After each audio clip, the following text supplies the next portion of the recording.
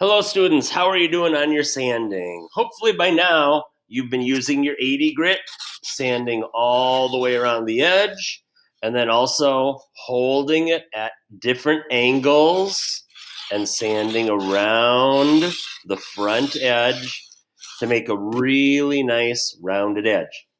If you've accidentally been sanding on the back side of your clock, and you have to make sure that your name is written on the back side. So if you rounded the front side this way, but your name is on that side, cross off your name. It's important your name is not on the front side because we're going to be painting this in another week or so.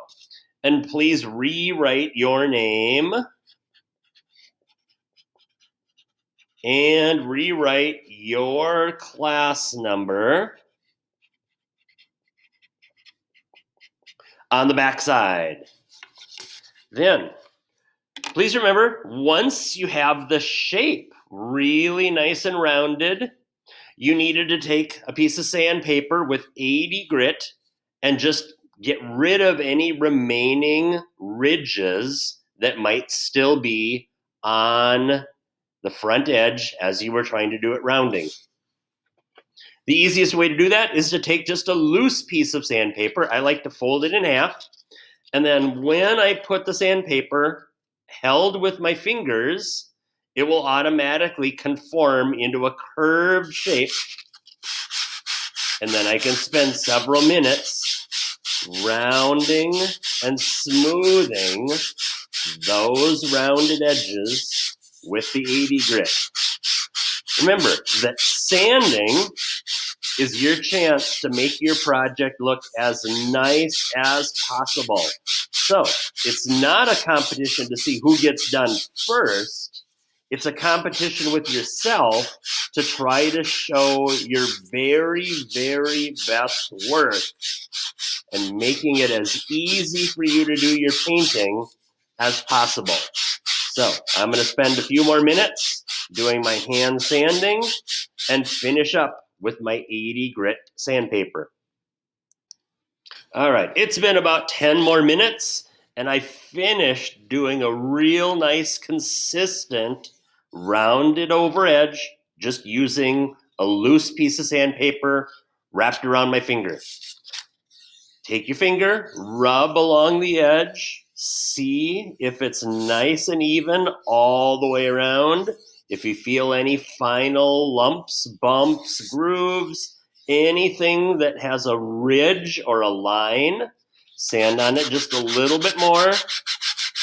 This is your chance to make it look really excellent because once you start the painting, all of your imperfections are going to start showing up.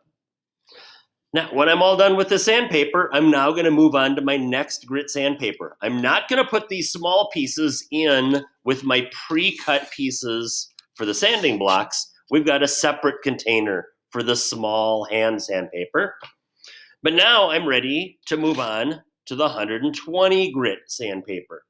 So, at school, the 120 grit is this red color.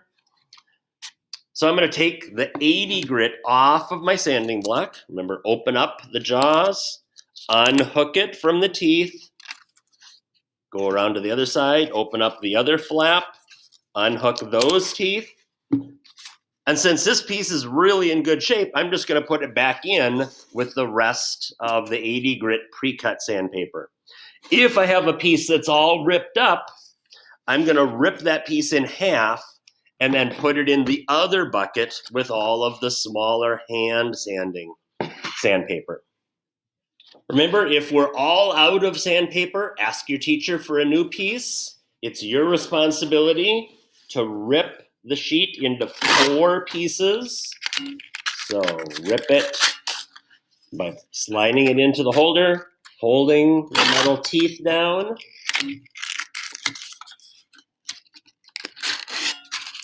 And then once you get your strips, you have to cut about a 1/2 inch off of each of the ends and then put it back in the bucket so somebody else can use them.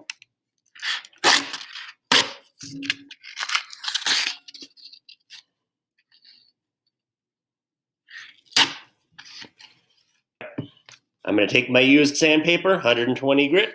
I'm going to open up the flap.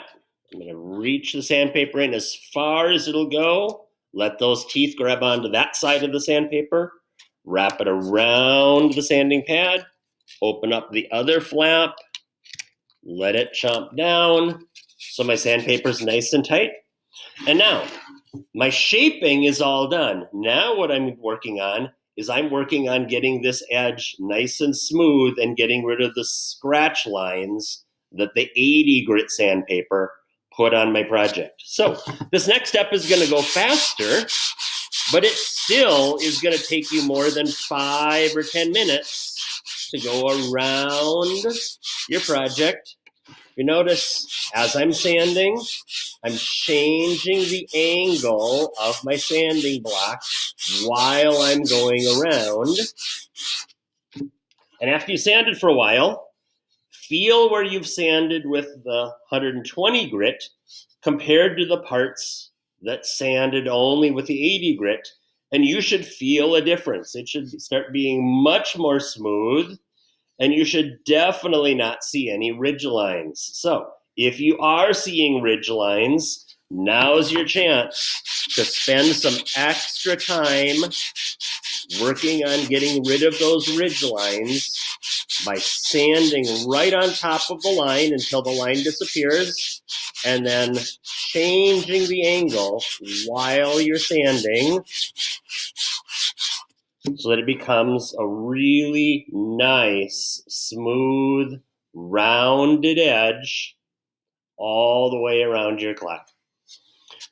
You're going to do the 120 grit until you're all the way done sanding that piece.